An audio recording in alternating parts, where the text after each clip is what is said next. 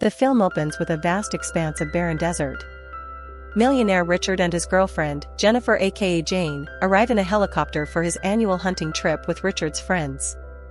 Richard has arrived early to spend some good and erotic time with his girlfriend.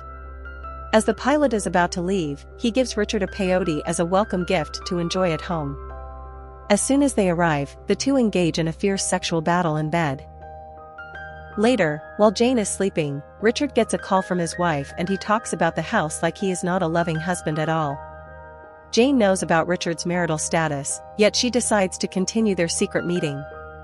The next morning, a scantily clad Jane walks into the living room and casually nods her head while listening to music. She sees two men staring at her from outside. It turns out they are Richard's friends Stan and Dimitri, who have arrived a day earlier than scheduled. Richard is clearly annoyed by this intrusion as he wants to keep Jane's secret. As Jane leaves the room, both men, especially Stan, stare at her lustfully. Later that night, the four have a little party by the pool. Dimitri has a pair of binoculars through which he stares at Jane's face, while Stan can't take his eyes off of him. Dimitri notices peyote and asks about it. Richard explains that it is a local hallucinogenic drug powerful enough to wipe out an entire football team.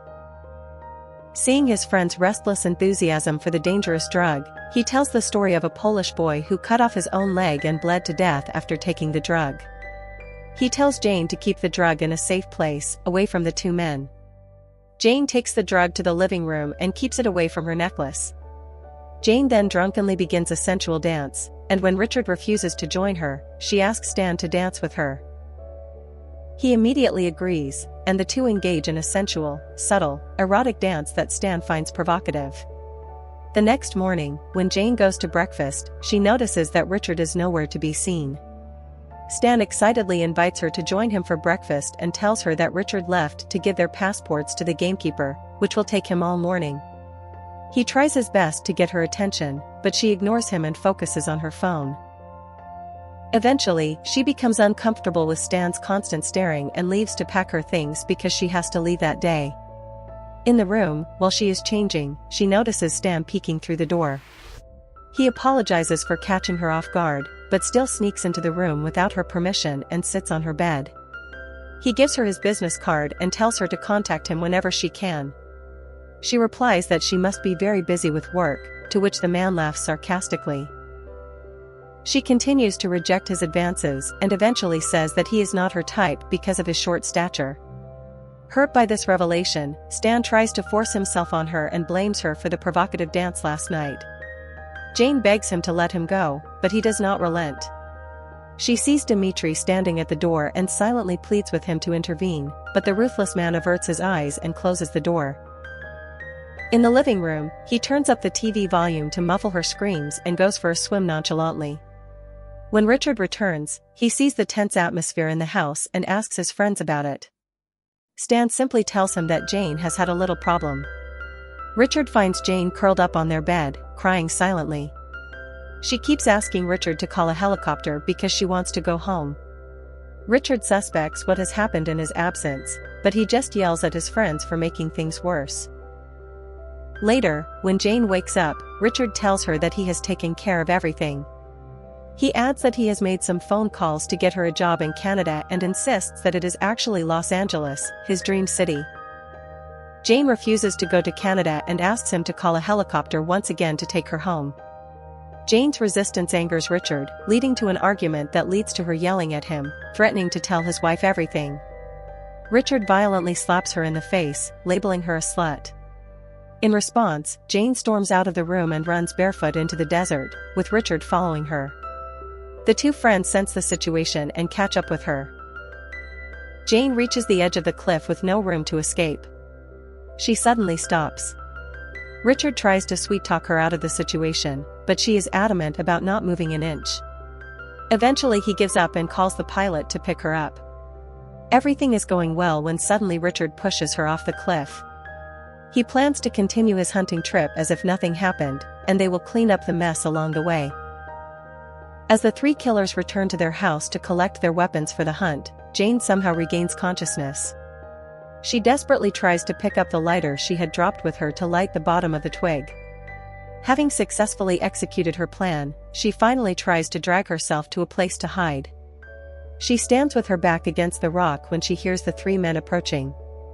Shocked by the disappearance of Jane's body, they plan to hunt her down. They have no choice but to climb down the rock, and they are not even told how Jane survived after being turned into a donut. The film then shows Jane walking in search of a place to take refuge. By the time the three men arrive, they realize that Jane was right under their noses, which they did not notice, but they do find a trail of Jane's blood and decide to follow it.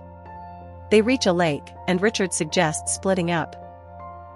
Dimitri agrees, while Stan fearfully says he will stay in the car in case Jane shows up. So the three take care of their own affairs. Meanwhile, Jane is crossing the lake when she hears Dimitri's quad bike approaching. As his bike passes by, she falls under the water. Crawling behind a rock, she spots Dimitri's unattended gun that he left behind while he relieved himself. She reaches out to snatch it, vowing revenge on the man who did nothing to stop his friend. As she grabs the gun, Dimitri is immediately alarmed. He turns and puts his hands up in surrender.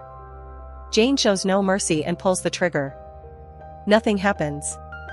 Dimitri immediately throws Jane off and calls her a fool for thinking he would leave a loaded gun unattended.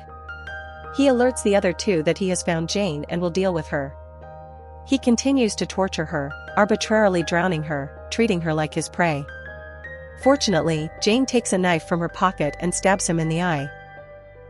The pain of this sudden attack makes him let go of Jane and fall into the water himself. Showing no sympathy at all, Jane stabs him again in the other eye, killing him. Jane throws his corpse into the water, picks up his weapons and sets off on her quad bike. Unaware of the incident, Stan heaves a sigh of relief as he thinks Dimitri has dealt with Jane. Later in the night, Jane's bike breaks down after traveling a short distance, so she has no choice but to travel on foot. She searches for a suitable hideout until she is ready to look for the other two. Upon finding a spot, Jane lights a fire and drinks a can of beer she found in Dimitri's backpack. Eventually she begins to see the branch stuck in his stomach. She tries to pull it out but screams in unbearable pain. As she tearfully contemplates her situation, she looks at her necklace. She opens the pendant, which shows the medicine Richard mentioned that night when everything seemed fine. She remembers the side effects of the medicine and decides to use it. Despite the bad taste, she eats it. She immediately feels the effects of the drug and begins hallucinating. She then begins to tend to her wounds without any pain. She pulls out the branch, which rips a large hole in her stomach, which she seals with the burning skin of a beer can. The next morning, Stan is alarmed to see blood stains on the windshield, which belong to Richard's victim. The two seem to be in a light mood, believing that Jane is dead. They both think about Dimitri. As Stan goes to wash his face at the lake, what he sees makes him vomit. Dimitri's bloated body is floating in the water. Realizing that it is Jane's doing, Richard and Stan have no choice but to drown their friend by stuffing rocks in his pockets, promising to find Jane. Richard punches Stan in anger before getting into his car. Meanwhile, Jane wakes up and goes in search of the two friends. As she leaves her hideout, Richard appears and blows her head off. She wakes up gasping. Following this, the hallucinations begin to haunt her in a series of nightmares. Jane finally breaks out of the cycle of broken hallucinations and regains consciousness. She sets out to end them once and for all. We close with Richard and Stan confused about their plan to find Jane. Richard suggests splitting up once again to check the area and meeting up at the same spot where they left, but Stan refuses. Disappointed, Richard leaves Stan alone to pursue his mission. Stan takes out a mirror from the car trunk to heal his wound, but he does not realize that the reflection in the mirror reveals his location to Jane, who is checking the area with binoculars. As Stan leaves in the car to search for Jane, Jane follows him barefoot from a distance. After driving for a while in the desert, he discovers that his car has run out of fuel. He gets out of his car to get fuel, which Jane takes advantage of to target him with her 8-barrel rifle. The heavy rifle is shaking in her injured hands, but after a lot of effort, she manages to pull the trigger, wounding Stan's shoulder. The man bleeds profusely, while Jane collapses from the shock of the rifle. When she wakes up, she sees that Stan is nowhere to be seen. Grabbing the rifle, she walks to his car, putting the rifle back in place. she is trying to find him. Just then, she sees a trail of blood and starts following it. With a wound in his shoulder, Stan is trying to escape as fast as possible. He wraps a cloth over his wound to prevent a blood trail from forming. Jane is unable to grab it and is replaced by his discarded shoe. It turns out Stan has gone into hiding and is planning to shoot her. Jane, unaware of the situation, still tries to find him. Unaware of his surroundings, he fires a shot, injuring his ear. For a moment, she hears a strange ringing sound. It is now her turn to flee. As she flees, she breaks the glass from her flashlight at Stan. The pieces cause deep wounds on Stan's leg.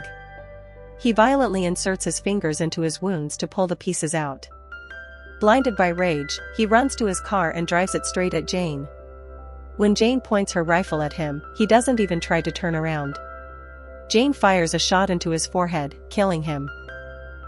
As she opens the door, Stan's body falls to the ground. She gets in the car and hears Richard's voice on the radio transmitter. Determined, she heads home. At the same time, Richard is waiting for Stan at their scheduled meeting spot. Realizing that Stan is not going to show up, he realizes what must have happened to him. So, he returns home and calls a helicopter. While waiting, he goes to take a shower. While in the shower, he hears a bang. Naked, he picks up his gun to find the source of the sound. He frantically scans the area, but finds nothing. He goes and sits down in his living room and accidentally turns on his TV, which frightens him badly. As he turns around, he finds Jane pointing a gun directly at him from outside. He is about to talk to her when Jane fires, wounding him in the stomach. Thus finally begins his annual hunting trip, but this time he is the prey and Jane is the hunter. Richard drags himself out of the house to hide, while Jane continues to follow him. When Jane reaches a room, she does not realize that Richard is waiting to shoot her. Luckily, she notices blood flowing from Richard's wound on the floor, which alerts her to find another way out. Richard realizes that he is bleeding too much, so he wraps cellophane paper on the wound. Moments later, Jane finds him and shoots him again, leading to a frantic chase between the two. While fleeing, Jane slips on the blood on the floor. Richard attacks and tortures Jane as she falls. Eventually, Jane attacks his stomach wound, causing him to scream in pain and let go. She quickly picks up her rifle and shoots him without wasting a moment. In the end, the three men who abused and nearly killed Jane receive their punishment, while Jane, bruised and bloodied all over her body, walks out of the house happily. The film ends with the sound of an approaching helicopter as Jane turns around.